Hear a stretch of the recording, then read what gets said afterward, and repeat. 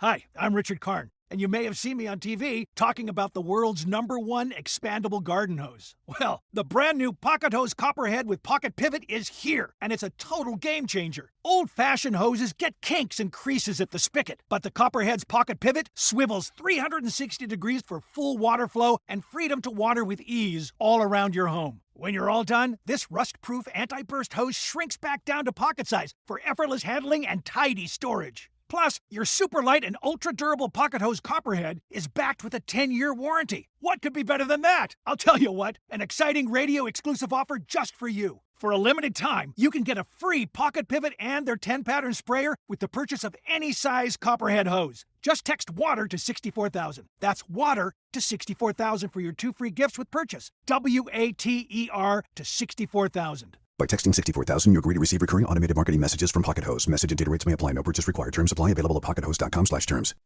Warning, if you're looking for a profanity-free podcast, you're in the wrong place, motherfucker. This week's episode of The Scathing Atheist is brought to you by Mint Mobile, Aura Frames, and by the new emergency redaction device, the Epstein Remover. The Epstein Remover. It's just a Sharpie, but if we advertise it like this, Trump will pay $6,000 for it. And now, The Scathing Atheist. As somebody that was born and raised in Florida and is now a proud Canadian citizen, I can confirm we did in fact evolve from filthy monkey men.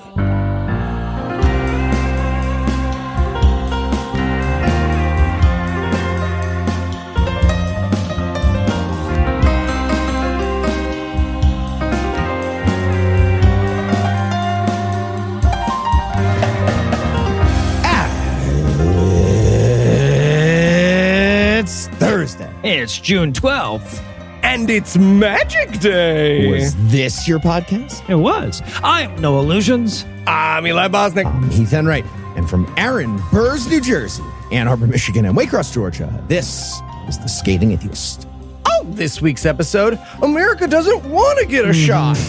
Peter Thiel explains why his list of anti-woke grievances is the literal Antichrist. And Don Ford will escape from his box again. But first, the diatribe.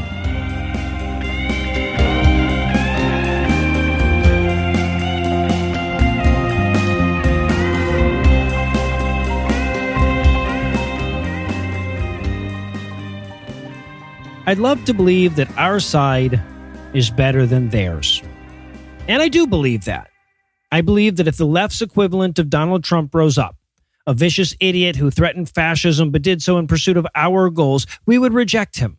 Or at least enough of us would reject him to keep him from being a viable candidate. But sometimes our side starts rhyming with their side to such a degree that I have to wonder if that's just wishful thinking. Case in point, the literally dozens of listeners who have now sent me stories from disreputable sources with outlandish, unevidenced claims that Donald Trump stole the goddamn 2024 election. Now, let me be super clear here. I am not both sidesing this shit, right? It's not the equivalent until Kamala Harris is saying that Trump stole the 2024 election, and we're nowhere near that. But the fact that so many people are willing to entertain an unevidenced conspiracy theory just because it tells them the thing they wanted to hear is truly disturbing. These are no doubt the same dingalings that were sending me Jill Stein-inspired recount bullshit back in 2016. And it's not just this one thing, right? The more reality turns against us, the more we seem to turn against reality. I'm seeing more and more social media posts that are sharing fake Trump tweets and fake Elon Musk tweets and fake headlines, completely unevidenced Twitter claims, the exact kind of misinformation bullshit that got us into this situation in the first place. And far more disturbing, I'm seeing more and more people on our side who don't seem to care if what they're sharing is true. I've seen several people post fake tweets with some sort of I don't know if this is real but proviso up front. Motherfucker, if you don't know if it's real, don't share it. Even better, spend the 1 fucking second it would take to check and see if it is real before you share it. The lesser form of this, by the way, is the retreat to I thought it was pretty obviously satire. That's become a pretty convenient lie along the lines of I'm just asking questions when it comes to forgiving oneself for sharing misinformation. I mean, I'm sure some people have shared obvious satire and then had to defend it in that way, but I've far more often seen this as an excuse being retroactively applied to a piece of propaganda that in no way is obvious satire. I've also seen it deployed in instances where the OP's commentary makes it super clear that they thought it was real when they posted it and are now just trying to save face. And as our side gets sucked into the vortex of rigged voting machines and vote harvesting, it reinforces that both sides are the same narrative that the self-congratulatory do-nothing centrists tell themselves in order to sleep at night. And again, it isn't. Right? It isn't equivalent. The shit on our side is being led by fringe elements, and on their side it's being led by the top of the ticket. Those are wildly different propositions, but we need to hold ourselves to a higher fidelity to truth than better than Trump's side.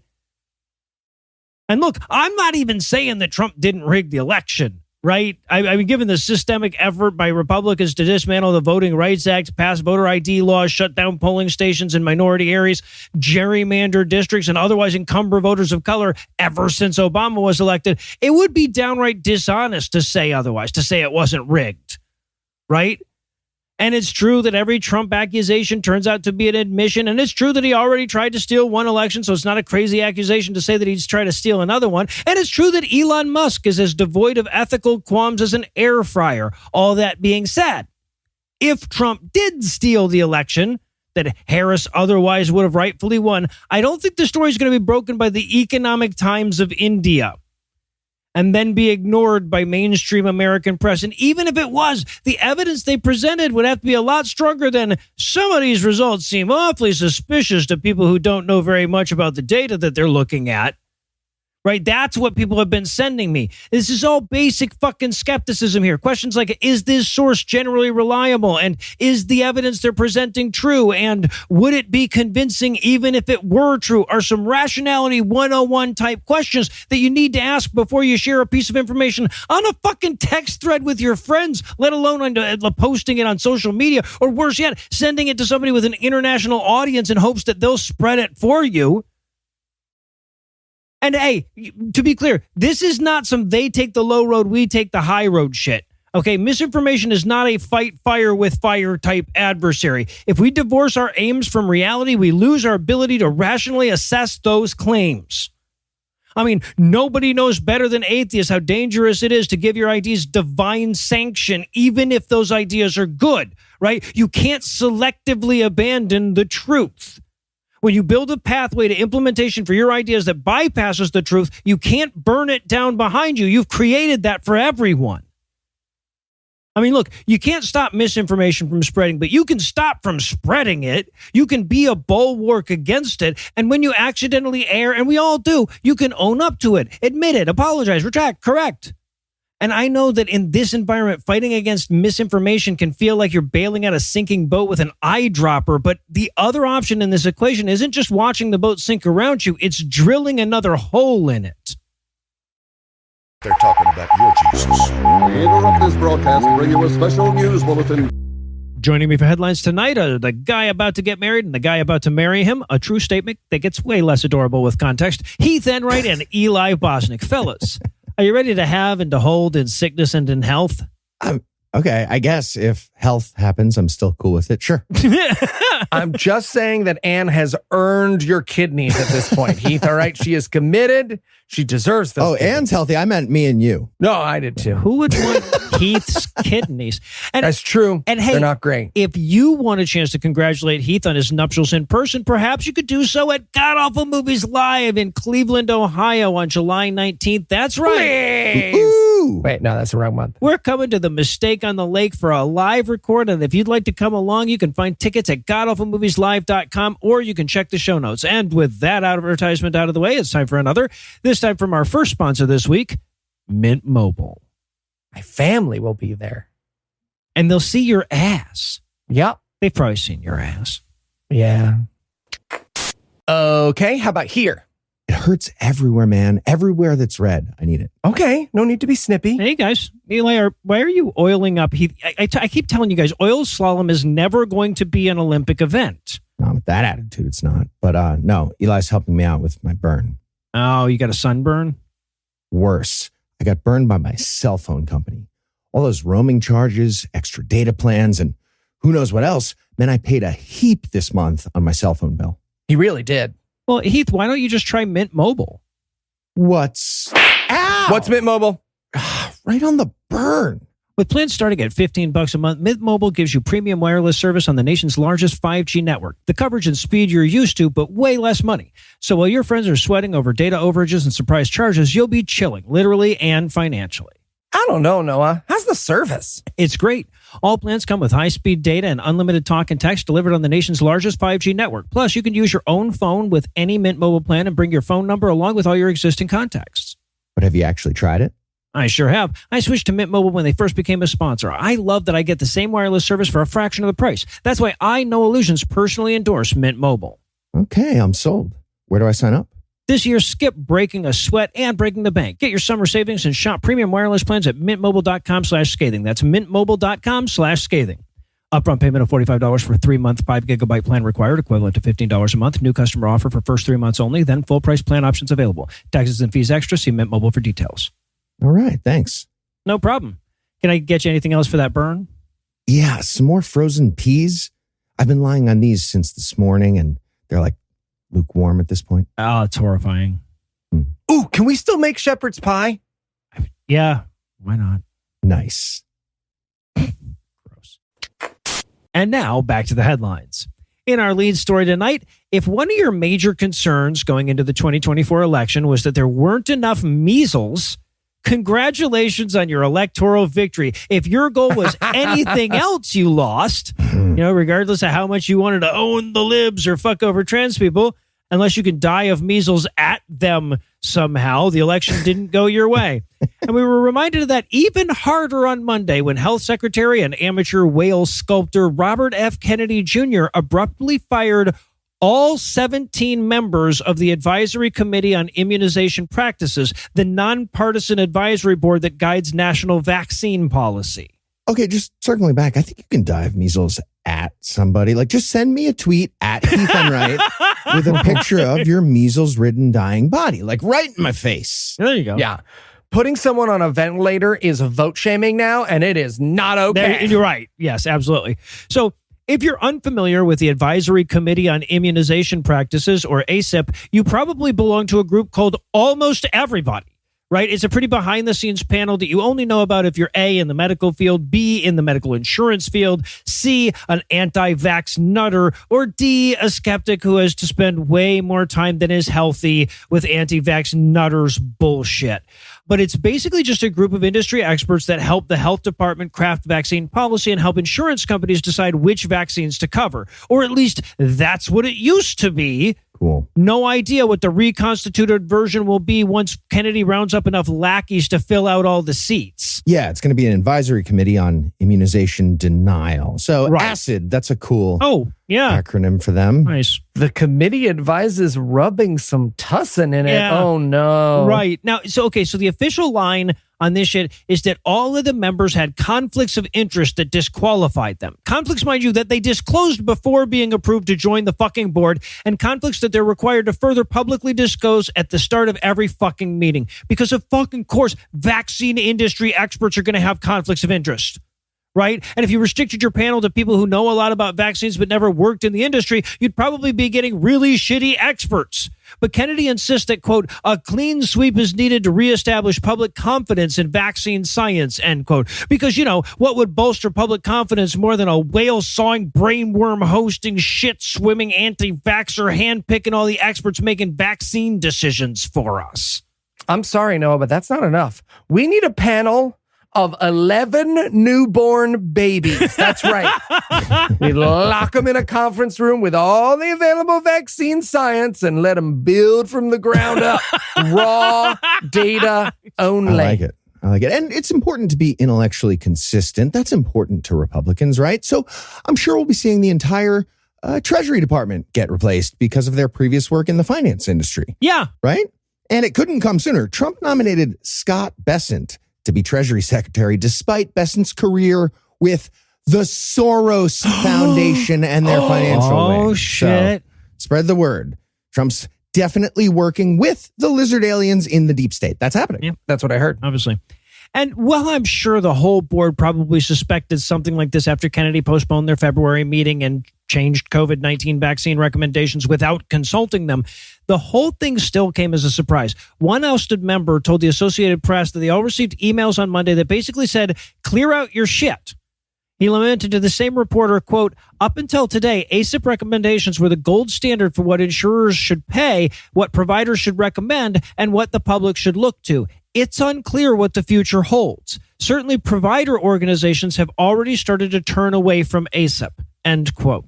Okay. Well, I'm sure the medical insurance industry is going to be responsible about it with the deregulation. Sure. An invisible hand that slaps away the vaccination. Yeah. Meanwhile, all the Americans with a brain are going to have to copy our medical care off of Switzerland's homework for the next couple of decades. Yeah. This is fun. We were saying it's fun. Yeah. And industry watchers aren't holding back on this move, by the way. Dr. Georges Benjamin, the executive director of the American Public Health Association, called the move a coup and pointed out that Kennedy specifically promised not to do this shit during his confirmation. Dr. Tom Frieden, president and CEO of Resolve to Save Lives and former director of the CDC, was even harsher in his criticism, saying, quote, make no mistake, politicizing the ACIP, as Secretary Kennedy is doing, will undermine public trust under the guise of improving it, adding, quote, we'll look back at this as a grave mistake that sacrificed decades of scientific rigor, undermined public trust, and opened the door for fringe theories rather than facts, end quote. Yeah, that became a big problem last week. That's what happened. That is when I remember this was the moment. Yep. So there you go. More measles, more whooping cough, more death from vaccine-preventable illnesses, fewer facts, less reason, and incidentally, higher health care costs even before you factor in the Medicaid cuts is what they voted for. Got us. Got us. Yeah. Oh, got us.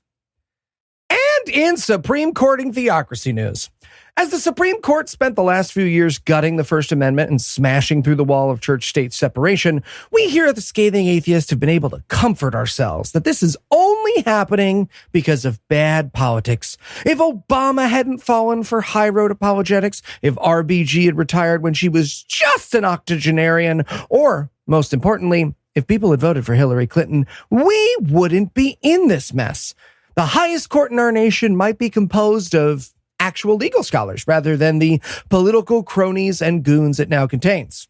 Well, I hate to rain on our comfort parade this week, but we got a stiff reminder that actually everyone on the Supreme Court is in favor of a little theocracy now and then, as the Supreme Court handed down a unanimous decision this week that all charities that are even vaguely religious in nature should benefit from certain religious tax exemptions. Hey, it's exactly what I said was going to happen when we talked about the case in Wisconsin last year that just got overruled by the Supreme Court.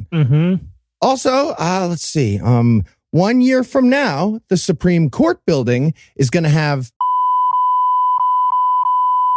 Okay, no idea how we're going to give that many crocodiles rabies, but if you insist. Figure it out. Read the diagram he sent it. He emailed. Right. First off, big thanks to Arlette, who sent us this story as her very first submission to ScathingNews@gmail.com. By sending us atheist news to ScathingNews@gmail.com, Arlette joins an elite society of people who do my job for me so I don't have to. Arlette, expect your robe and sconce in the mail. And really settle into that expectation for the long haul. Yeah, get braced for it. So the case in question is Catholic Charities Bureau Incorporated et al. V. Wisconsin Labor and Industry Review Commission et al. And is all about the Wisconsin Unemployment Compensation Act. According to the WUCA, or WUCA if you're nasty, all employers in the state are required to give money to the government to help eligible citizens temporarily benefit when they are out of work. Because that's how unemployment works. But in 1972, religious nonprofits were declared exempt from that law.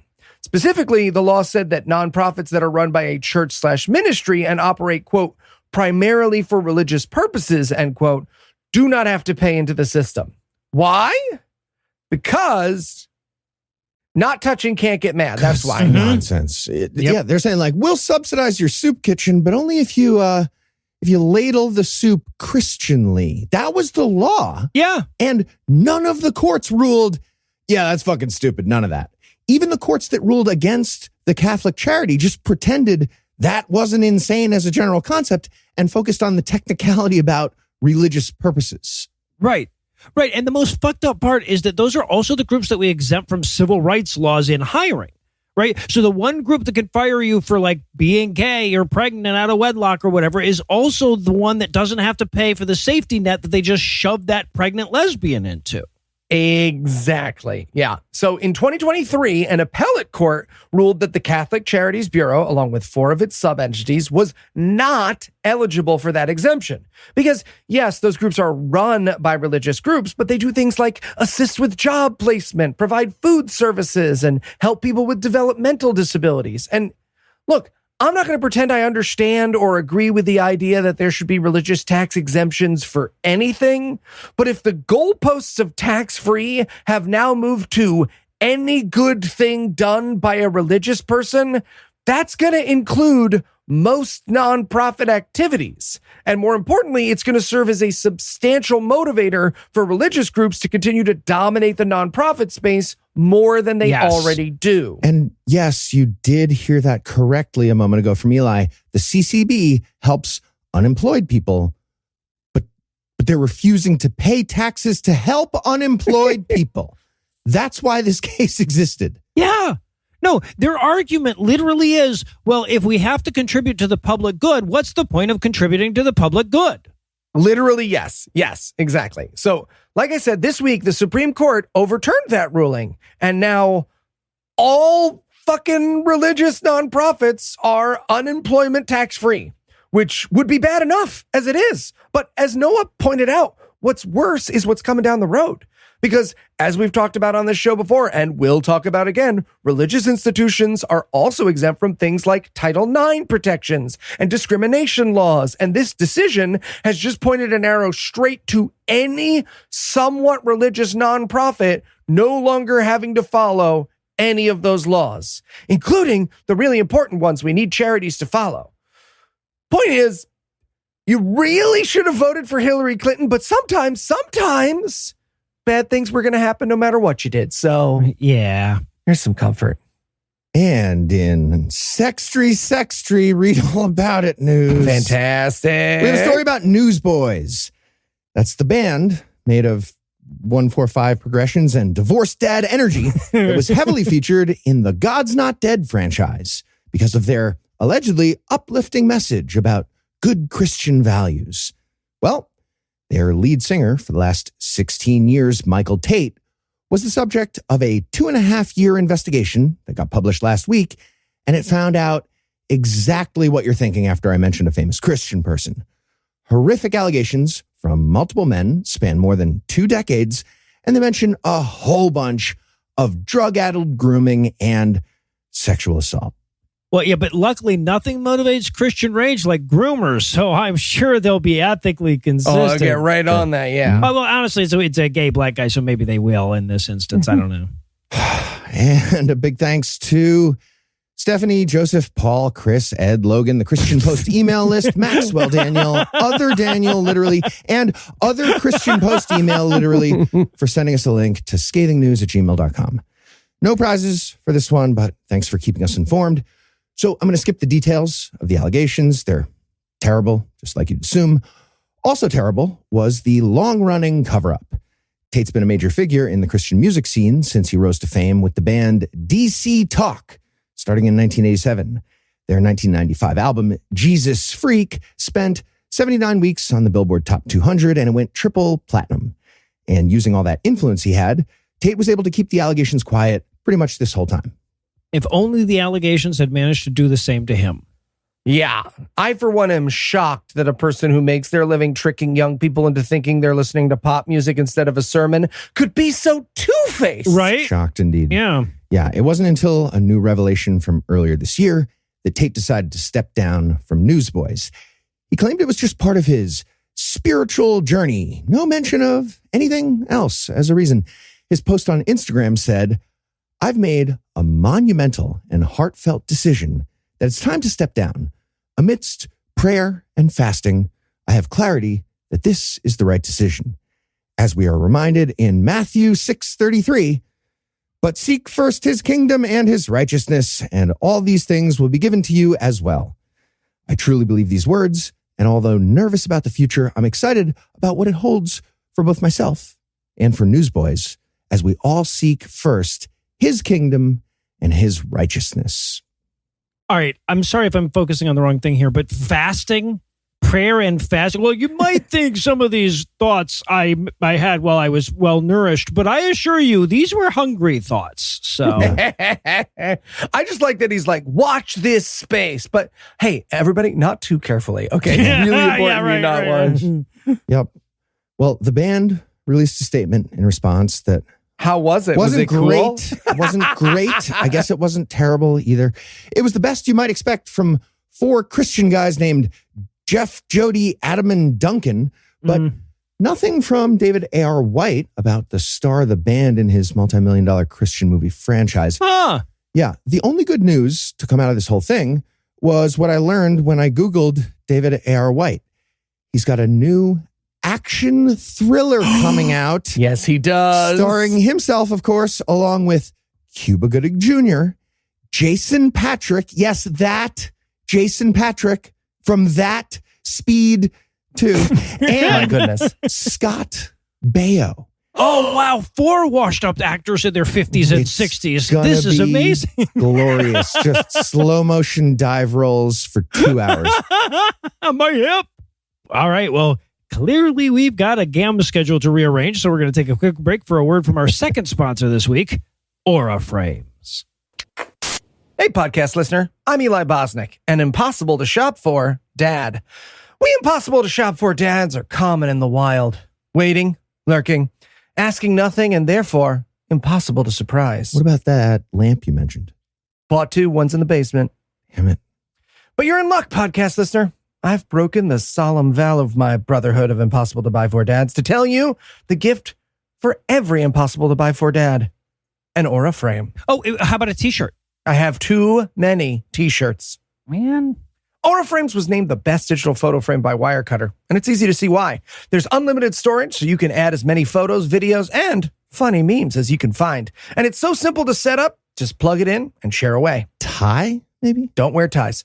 And Aura has a great deal for Father's Day. For a limited time, listeners can save on the perfect gift by visiting auraframes.com to get $30 off on their best-selling Carver matte frame. That's AURA frames.com. Promo code SCATHING. Support the show by mentioning us at checkout. Terms and conditions apply. You're getting a tie. Yeah, I'm also getting you a tie. That's fair. And we're back. Next up in headlines in natural porn killers news. The Southern Baptist Convention is meeting in Dallas this week to try to figure out how to make more of America hate them. And here's what they've landed on. They want to outlaw same-sex marriage, which only 29% of Americans agree with them on. They want to outlaw sports betting, which only 27% of Americans agree with. They want to outlaw porn, which only 32% support. Weird that that's the highest of those 3 numbers. Also, they want to do something about, quote, willful childlessness, end quote. Yikes. A view so antiquated that polling firms don't bother to fucking ask about it. Yeah, and keep in mind, they demand abstinence before marriage. So the penalty for first-degree willful childlessness would include anyone who doesn't get married. Right. And since they're banning same-sex marriage, that would include just being a gay person, but the SBC didn't have to say that explicitly, but that's what they're doing. Right. Also, a reminder that the opposite of willful childlessness is rape babies. Just so we're clear what the goal is. Yep. Their goal sure is. So rape babies. Quick thanks. I don't want to put his name right next to rape babies like this, but quick thanks to Jersey Dan for sending this story to scathingnews@gmail.com. Jersey Dan, if you defeat 2 other people who sent stories that we use to scathingnews@gmail.com in single combat, you will be entered into the international tournament to see who represents our fandom in the podcast fan kumite of 2027. True. scathingnews@gmail.com. Kumite. I love it. Pocket sand, Jersey Dan. There's no Pocket rules. sand, Jersey Dan. Yep, no rules. So yeah. Just right. So this story is about the annual meeting of America's largest Protestant denomination, which, we should never fail to remind members, was founded when American Baptists split over the issue of slavery, with the SBC being the pro-slavery side. And they get together a couple of times a year to see how they can be more regressive. And They are betting 1,000 on that since slavery, people. You Yep. got to admire it, is what I'm saying. So in addition to going after gambling, porn, same-sex marriage, and childless cat ladies, the itinerary would also like to have a word with the group for being too damn liberal on the issue of gender equality. Specifically, Really? yeah, they're once again debating a proposal to ban churches with women pastors. They do that on an annual basis, sometimes twice a year, actually. And on the day that we're recording this, they're set to debate calls to defund their anti-abortion public policy arm for being too pro-abortion. Specifically, it so far refused to support laws that would charge people criminally for having abortions. If we can't have Boba Fett hunting pregnant people leaving Texas, what are we even doing here? I don't even know what we're doing here. What's the point? Right. And of course, in any other year that we've been doing this, I'd be kind of celebratory about our enemies staking out positions that are so broadly unpopular with the American public. But given how malleable Trump supporters are and how inordinate the amount of power these idiots wield is, I feel like they can actually do most of the shit they're trying to do. Or even all of it. And even any of it would scare the hell out of me. So, there we are. Yeah. And in Satan you see news. Nice. I like to think we're pretty funny here at the Scathing Atheist. The atheist movement can be a little serious, a little solemn, a little passionate, if you will. And I like to think that we add some much needed levity to the cause. Boing. Exactly. Boing. But sometimes someone does something so goddamn funny. All we can do is step aside and bow in awe. And that is very much the case as the Satanic Temple announced the president's huge, most beautiful, tremendous satanic abortion clinic will officially launch on Donald Trump's birthday, Nice. June 14th, providing telehealth abortion care throughout the state. They should offer you a discount if you sign over the remaining adrenochrome or whatever. Something like that. And then you got to talk to Kash Patel and Dan Bongino at the FBI. You could probably sell them the adrenochrome so they can destroy it, or use it for science, like all the cocaine byproduct from Coca-Cola. Do it like that. Exactly. Yeah, exactly. So this is actually not the first spite-named telehealth abortion clinic opened by the TST. The Right to Your Life satanic abortion clinic already exists in Virginia, and Samuel Alito's mom's satanic abortion clinic is located in New Mexico. And as with the other locations, patients at the president's huge, most beautiful, tremendous satanic abortion clinic will receive all healthcare services for free and will only need to cover the $91 cost of the prescription. All right. Well, that makes my discount idea all the easier to implement. Call in the next 10 minutes and you get a tiny little tote bag. And I know what you're thinking, podcast listener. Eli, that is... And I know what you're thinking, podcast listener. Eli, that is a fantastic prank war. But is there a way that I can participate? And yes, Virginia, you can. You can celebrate the opening of the president's huge, most beautiful, tremendous satanic abortion clinic by purchasing the president a birthday card from the temple for $6.66, which will be sent to the president on his birthday. And just a reminder, in order to get people to come to his birthday party, he had to order the military to send 7,000 soldiers. Yeah. The card reads, quote, "Dear President Trump, on your special day filled with fun and cheer, we wish you joy throughout the year. Happy birthday, Mr. President. A donation was made in your name to honor you and the president's huge, most beautiful, tremendous satanic abortion clinic, Maine's newest abortion clinic. Hail Satan, the Satanic Temple." So, yeah, that is fantastic. And again, sometimes all you can do is sit back and admire in awe the work that others are doing. And if you want to participate, link in the show notes. And finally tonight, in teleological fallacy news. Fantastic. Billionaire venture capitalist, Republican benefactor, and steroid Olympics organizer Peter Thiel made headlines this week regarding a series of bizarre lectures he gave about the rise of an Antichrist concept thing. Spoiler, it's woke stuff. He's mad about woke stuff, and that's the Antichrist. And just like the Antichrist of the Bible, Thiel is pretty sure the Antichrist of wokeism is creating a communist, one world totalitarian system. Interesting. Yeah. Well, why else would so many woke people want to backhand and or headbutt me? Think about it. Back of hand, forehead. Wake up, sheeple. Yeah.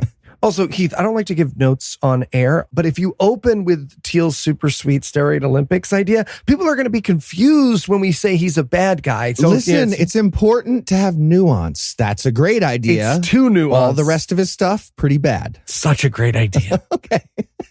Well, a big thanks to Eric for sending the link to scathingnews@gmail.com. Eric gets to ride one of the super woke DEI scorpion horse locusts when we bring him in. Ooh. Yeah, that'll be fun. So that Antichrist theory from Peter Thiel is insane. But before we get into the details, I got to mention the other reason he made the news this week. That would be the revelation that his company, Valar Ventures, was heavily funded by Jeffrey Epstein in 2015 and 2016. Huh. And since those years are bigger numbers than 2008, that investment was taken after Epstein's conviction for paying for sex with a teenage girl. So Peter Thiel is really hoping people focus on his rise of the Antichrist hot takes in the news. And no, let's talk about the Epstein thing a bit more. Yeah, I'd like for us to chat about that. Here's the web of evil characters. First up, we have Epstein, obviously. And we're going to get back to him full circle, actually. Then we have Peter Thiel, a co-founder of PayPal, and the guy who bought a Senate seat for J.D. Vance and made that guy possible. So yeah, Peter Thiel murdered Pope Francis. He murdered the woke Pope. That's right. We also have Elon Musk, also a co-founder of PayPal, and the guy who bought the White House for Vance and Donald Trump. And of course, we have the messiest public breakup of all time between Musk and Trump that escalated so fucking fast and very quickly landed on Elon posting that Donald Trump is in the Epstein files. I bet all the people who voted for him after seeing photos of him with Epstein and his hand on underage girls in those photos, and after seeing him convicted of felonies and adjudicated a rapist, sure will change their mind based on that revelation, huh? Oh, for sure. Yeah. Information's important. They're actually a little busy right now being upset that someone might disrespect the flag, Noah. Oh, right. People are disrespecting the flag. By having other flags sometimes, apparently. Oh, my God. You saw? Okay, good. I'm so glad. That made me so happy. Yeah, because I've never seen a Republican fly any flags other than the United States one. Certainly not one that was like an enemy in a war that we did once. Represents slavery. Nah, not a big deal. So in fairness, I was a Wolverine.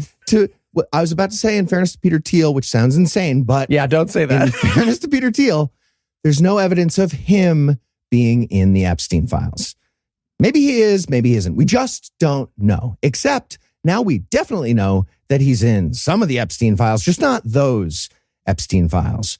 According to a previously confidential financial analysis of Epstein's estate that was recently reviewed by the New York Times, Epstein invested $40 million in Peter Thiel's company, and now that's worth about $170 million. Very unlikely to go to all of Epstein's victims. And on top of taking money from a convicted pedophile known, Peter Thiel wrote an op-ed earlier this year. We talked about it on Citation Needed.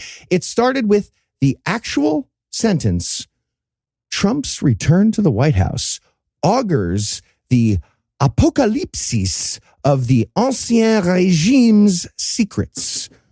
Or in human words, Trump is sword-mouth Jesus and he's here to kill the Antichrist of wokeism. It bothers me that we even have human words for that. Would we call the things that Peter Thiel says human words? It seems like a stretch. No. We were translating them into. I translated it to human words. And here's the rest of Peter Thiel's theorem. It's just so much word salad. I'm going to do the best I can. It starts with the Antichrist of the Bible and the idea of taking over the world by saying Christ-like stuff and getting people on board and then doing a fascist takeover. That's what Antichrist does in the Bible. And Peter is pretty sure all the progressive ideals like equality and social justice are just a trick by the Antichrist of wokeism to sound like Jesus. The big trick is convincing people to worry about Armageddon more than they worry about a one world government. Apparently, there's a false dichotomy of Antichrist versus Armageddon in religious terms, or one world versus none in secular terms. Not clear who Peter's arguing against, but he wants a third path. Just him wants a third path. He says, quote, one world or none, those are the two options if you're a political atheist. And he thinks all the political atheists are making it hard to see a third option. And that's why he prefers the biblical language of Antichrist versus Armageddon. He also ranks the risk of the false dichotomy. He does do that, yes. He identified, which is a weird thing to do. He's pretty sure we're all focused on preventing Armageddon too much, but the real issue is preventing the UN from being so goddamn powerful. I don't know. But why would Christians want to prevent Armageddon? Yeah, that's part of their thing. Also, can we just take a moment to enjoy the fact that there is nothing more right-wing tech bro than claiming you believe in the actual rapture that millions of people believe in as a metaphor for you getting mean tweets sometimes? It's precious. So from there, he explains how the latest version of that Antichrist trick is making people worry about AI destroying the world. But instead, we should all be worried about the Antichrist taking over, who might be using AI for woke propaganda, or the Antichrist might eventually be made of AI. It's confusing. It's a word salad. Also, just apropos of nothing, Thiel's company called Palantir just got a $480 million contract with the U.S. Army to implement an AI-driven weapons system. So that type of AI is good. But the part that does woke stuff is bad, because that's actually the literal Antichrist. Look, almost all of the Western fiction of my lifetime has either been about how to prevent a fascist takeover or how to prevent an AI-driven weapons system, or both. Clearly, we've learned nothing. Silly Noah. Republicans can't read. So the teleological fallacy I was talking about, it's actually worse than I thought. By the end of all that, we had an ontological fallacy based on another ontological fallacy and a teleological fallacy about the purpose for another teleological fallacy about the biblical purpose of the universe. It's actually impressive, I guess. He made up a thing that doesn't exist based on a thing from the Bible that doesn't exist, and explained the cosmic purpose of the thing he made up. And that purpose is to battle against the intelligent designer of the universe, a teleological fallacy in itself, who created a guy to fight him and lose. Mm-hmm. It's like fallacy Voltron, and all the lines are just yelling at each other in pretentious philosophy language. And having somehow found even wronger depths of wrongness to plumb after all these years, we're going to wrap the headlines for the night. Heath, Eli, thanks as always. Jumanji. And when we come back, Don Ford will be fully preheated and ready to go.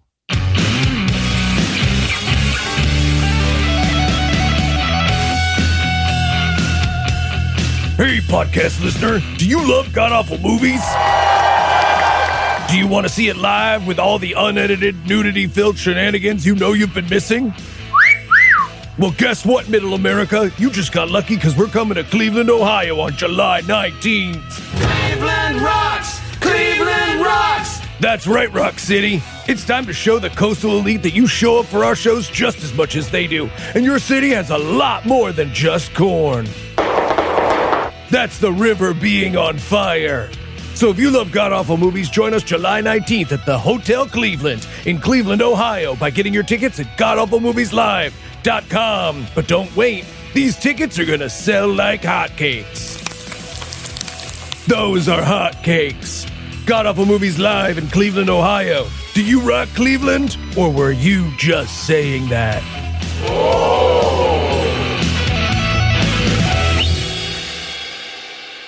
How does running mono red make me Hitler? It just does. Adolf Elizabeth Hitler. Okay, I don't think that was his name. You know who would know that? Hitler. Hitler, exactly. Hey, guys. Are you ready for a Bible Peace Theater? You mean the part of the show where we act out the Bible so our listeners don't have to read it? We sure are. Yeah. Oh, hey, Don. When did you get here?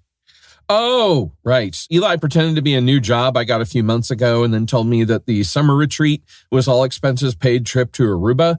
And then the plane I got on was just an elaborately set-dressed box truck, and he drove me here. So you fake worked for Eli for like months? Yeah, I mean, I should have known something was wrong when they spelled company Companie. Yeah, you really should have. So, where were we in the Bible? Yeah, well, we just left Saul preaching and doing miracles. We made Tom do cliff clops while his neck was dislocated. We sure did, yeah. So Peter does a little healing, a little dead raising, and now it's time for some confusing names. I mean, all the names have been confusing. It's the Bible. You haven't seen anything yet. Hey, you. Oh, an angel. I'm having a vision. Are you Cornelius? Yes, it's a me, Cornelius. And are you a centurion of the band called the Italian Band? I am. Mozzarella! Oh, so sorry. We just finished practicing. Sure. So you need to send your men to Joppa to find Simon Peter. He lives with Simon the tanner. Wait, is this a new guy? Which one? Simon Peter. No, that's Peter. The ear guy? Yeah, Jesus changed his name. Oh, right. I feel like I remember that. So his name is Simon Peter now. Yeah, you'd think it would just be Simon, like whatever his last name was before, but it's not. But was before because the implication is that his name was a Peter. Peter, exactly. Yeah, obviously. And the other Simon? Oh, that's just a guy named Simon. Oh, that's confusing. Yeah. Okay, I'll send the guys. Thanks, great. Excuse me. Oh, hi. Yes, are you Simon Peter? Yeah, that's me. People just call me Peter, or sometimes Simon, I guess. Sure. Why are you on your roof? Oh, yeah. I had a dream last night that God lowered a big sheet of animals from the sky and told me to kill them and eat them. And I was like, oh, I don't know, God, those are sky animals. I'm not supposed to eat anything unclean. Yeah, it's a weird reaction to have to that. It was a weird reaction for me to have. Yeah, but then he was like, my sky animals aren't good enough for you. Don't be an asshole. Well, that's quite a thing. Yeah, you want to come with us? Yeah. No, the Holy Spirit's telling me to go with you guys, so I will. I'll come right down. Okay. Hi, Cornelius, right? It's me, Cornelius. I heard it the first time you did the bit. Oh. You sent for me? Right. I am here to worship you. Oh, no, don't do that. I'm actually just a man like you. Oh, you are? Yeah. Honestly, I wouldn't even be here, but I had a dream about a big sheet of animals, and I feel like it was about you. I'm a big sheet of animals? Yes, I think you are that, yes. Okay, well, I saw an angel, and he told me to send it for you. So, yeah, here we are. Yep. Here we are. I feel like you were going to say something or do something. Oh, do you know about Jesus? No, who's that? Oh, great. So he's like God and stuff, and he came down, and he killed him, he went to heaven. There's no heaven without him. Oh, why didn't the angel just tell me that? I don't know. I do not know. I don't. But do you guys want to fall down and get baptized? It kind of feels like we should. A little anticlimactic if we don't. No, I agree. There it is. Hey, Peter, what gives? Yeah. Oh, hey, fellow apostles, what's up? Yeah, we heard you were eating with the uncircumcised. Okay, we should come up with a better term for people that aren't our religion, right? Yeah, no, we really should. But what's the deal? Yeah, Jesus is just for us Jews. Okay, so the other night I had this dream that God lowered a sheet full of animals and I didn't want to eat them, but God was like, don't be a snob. Okay. Okay, so then these guys show up and they bring me to this other guy's house, and he tells me that he had a dream where an angel told him to send guys to me. So I told him about Jesus, and now he's Christian. Well, that sounds anticlimactic and boring.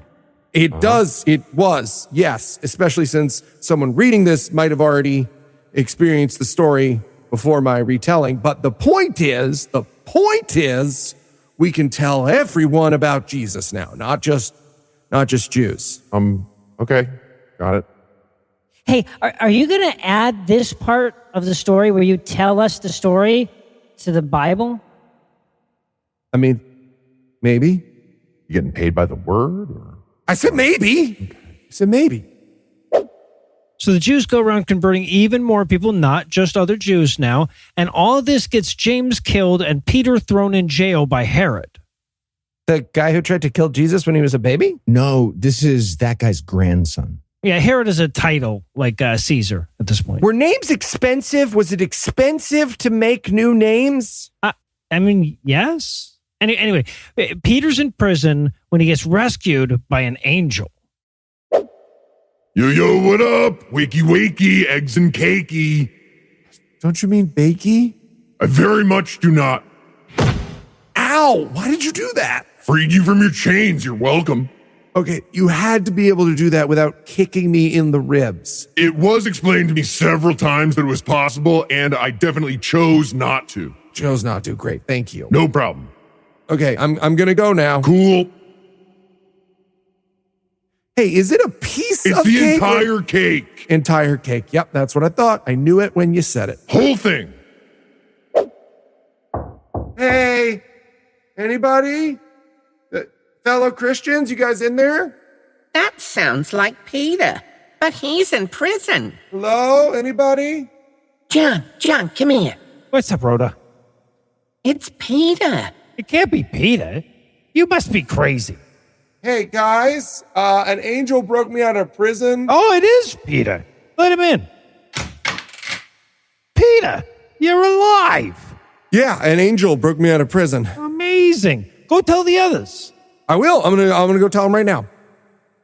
Hey, you accused me of being insane, like, right away. Yeah, sorry about that. Are you mad? We'll talk about it later. Oh, she's mad. Yeah, she's mad. So now it's time for Herod to get his comeuppance. Hello, my people. It is I, Herod. Wow, he must be a god. Totally sounds like a god. Not on my watch. Yeah. Oh, never mind. You got smited. Yeah, seems like it. Hey, great job smiting Herod, Sarah. Thanks, Tai. Hey, by the way, do you hear that Big Balls and I are ring shopping now? Don't bring this here. We're not even the same characters. You don't know. All right, so now it's time for Saul and Barnabas to get in on the action. All right, here we are at Paphos. You sure this is where we're supposed to be? I mean, that's what the Holy Spirit said. Remind me again who that is. It's not super concrete yet. Santa's going to punch a guy over it. Sure. Well, hey, if it isn't my old disciples. Who are you? You don't recognize me? I'm the prophet you speak of. Wait, dude, are you saying you're Jesus? Because if you are, we're going to have to use our God powers to smite you. Oh. No, I'm not. I'm Bar Jesus. Sorry, your name is Bar Jesus. Mm-hmm. Yup. And does that have anything to do with the TGI Fridays we're standing in front of? What? No. Wouldn't make sense. Anyway, Fridays isn't a bar. It's a casual dining establishment that also has a wide variety of delicious alcoholic beverages at the bar area. Sorry, it's true. Okay. Well, we're not going to call you Bar Jesus. We're going to call you Eli Moss. Oh, well, why are you going to do that? Because you were reductive of America's never-ending party? Heath. I mean, because you're a liar. Okay, you know what? Why don't we just use our God powers to make this guy blind, and then we can just be on our way? Oh, man, how long am I going to be blind for? I don't know. A while. Oh, man. get for lying about Celebration in a Booth. Okay. It's a wonderful restaurant. Meanwhile, Paul is stirring up shit in Antioch. All right, everyone, quiet down. We have a special guest today, Paul, from all the way in Jerusalem. So, go ahead, Paul. Hi, everyone. So, y'all know our religion? Yes, I do. Yes, Cool. we know it. Yes. Cool. So, just a bit of an update. Turns out God has a kid, and he came to Earth, and now we're worshiping him. What? Come on. And we've got eternal life now. Lots of benefits. Oh, come on! Don't go. What? I'm leaving. I'm getting out of here. No, thank you. But he's seriously like super cool. Excuse me, are you talking about Jesus in here? Oh, hi. Yeah, I am. But everybody just like left. Well, I'd love to hear about Jesus. Oh, you would? Are you Jewish? I'm not, but I'd really like to hear what you have to say. I am both curious and intrigued. Wow. Really started laying out this bullshit fantasy right away, huh? Oh, yeah, you sure did. All right, everybody, bye. Thanks for being Christian now. Thanks for making us Christian. Hey, Paul. Oh, hey, Juice. What's up? How come you made everyone else Christian but not us? Well, I tried, but you guys yelled at me and left. Irrelevant. Now we're going to talk a bunch of shit about you. Oh, all the time. Okay, well, then I'm going to leave.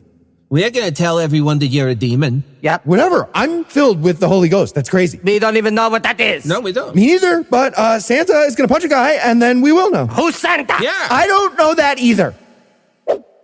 So Paul and Barnabas go around healing people, converting people, and raising the dead some more. And it all goes pretty swimmingly till they get to Lystra. All right, there you go. All healed. Thanks, Mercury. Sorry, what? Yeah, sorry to give away your game, guys, but we kind of know how stuff goes around here, and we know your friend is Jupiter and you're Mercury. Oh, yeah. Oh, no, you guys got it wrong. We're actually just men. You are? Yeah. Oh. All right, well, then we're going to sacrifice you. Oh, yeah. Yeah, the gods are going to love that. Hey, don't kill us. Yeah, stone us instead. Okay. Well, I mean, isn't that like pretty much the same thing? Okay. Ow! Is he dead? I mean, I would like it if you didn't check. Oh, you got it, man. See ya. Hey, Barnabas. Oh, hey, Paul. You're alive. Yeah. I woke up outside the city where they dumped my body, apparently. Pretty Looney Tunes of them, right? Right? Yeah. So, you want to do some other cities? Yeah. No, let's go do some other ones. And hey, next time someone says yes to stoning. Doc, got it. Important. Has Paul learned his lesson? Find out on the next installment of Bible Peace Theater.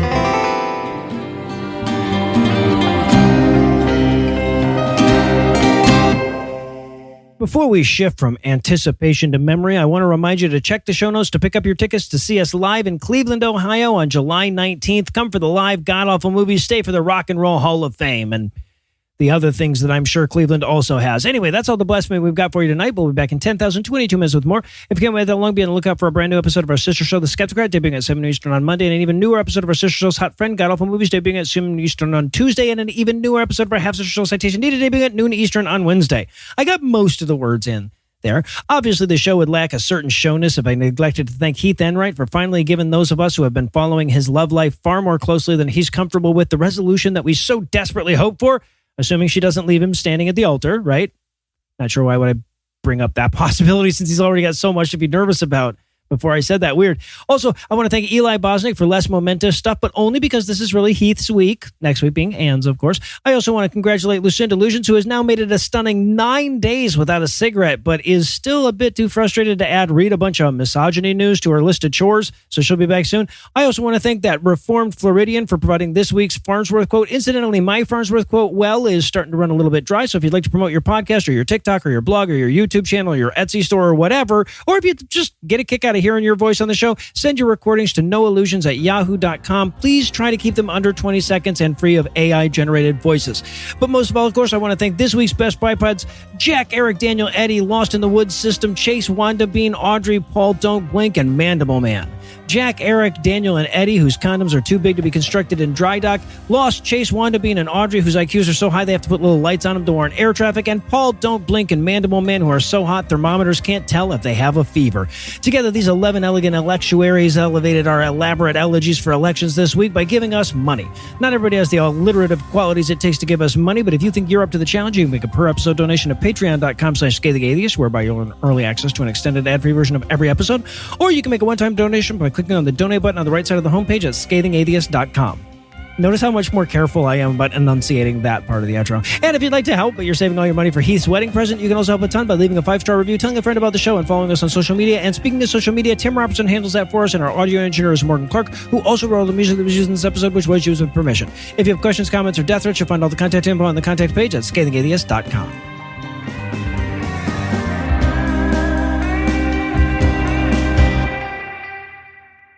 We'll be breaking down a terrible Christian movie and nope, not going to say that's not. It's Detroit is Rock City. It's Rock City. It is It's decidedly not. fucking. It's Rock City.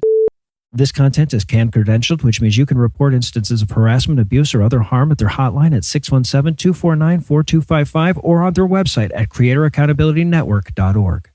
The preceding podcast was a production of Puzzle and a Thunderstorm LLC, copyright 2025, all rights reserved.